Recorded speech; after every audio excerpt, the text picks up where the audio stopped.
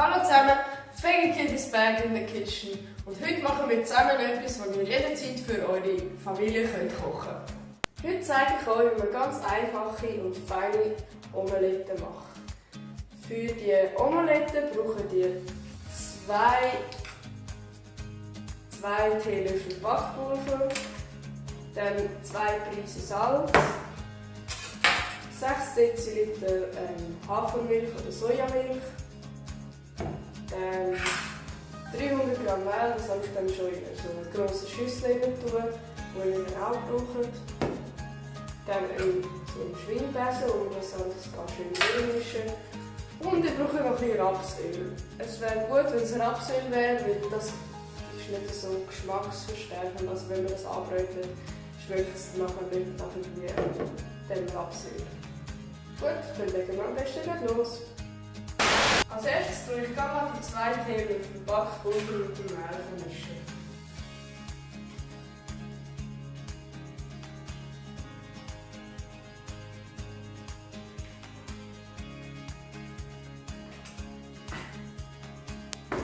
Dann kommt auch noch die 2 Prisen Salz dazu.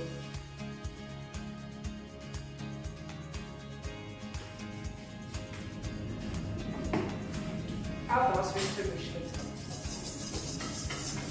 Zum Schluss werden wir einfach so schrittweise die Milch rein und sie mit dem Schwingbesen auch vermischen. Aber nur schrittweise, weil sonst wird es so klümpelig und das wollen wir ja nicht.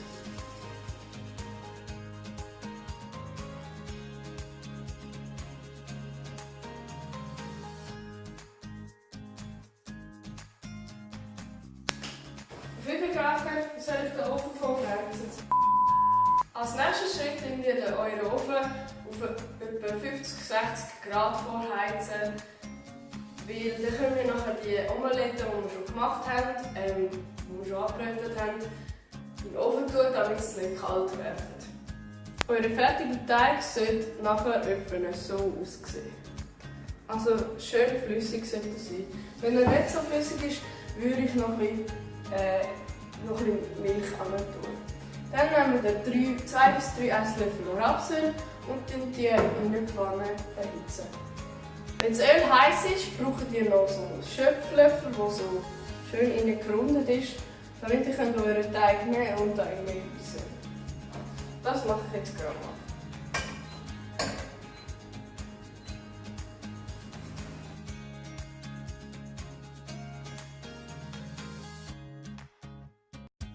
Dann nehmen wir so eine Kelle und dann so alle paar Minuten mal ein bisschen drunter schauen, ob es schon schön goldbraun ist. Und irgendwann könnt ihr dann das entweder mit 2 Kellen oder zum Beispiel eine Gabel oder so etwas kehren. Oder ihr könnt es auch probieren, so aufrühren und dann macht es 180 Grad Dreh. Ja, also schaut einfach.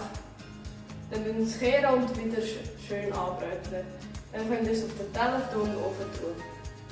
Dann sind wir schon wieder fertig.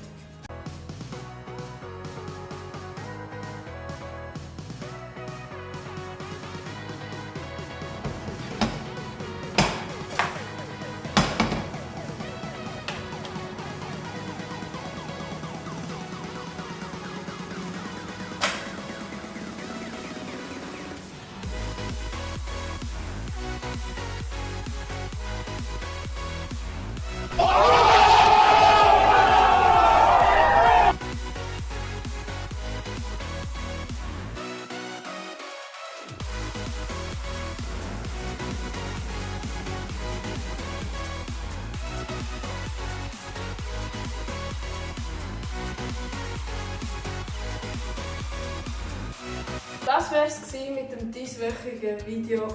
Ich hoffe, es hat euch gefallen. Ihr seht was. Das war es mit dem Video von dieser Woche. Ich hoffe, es hat euch gefallen. Wie ihr seht, ist das Rezept natürlich vegan und dazu auch noch fein.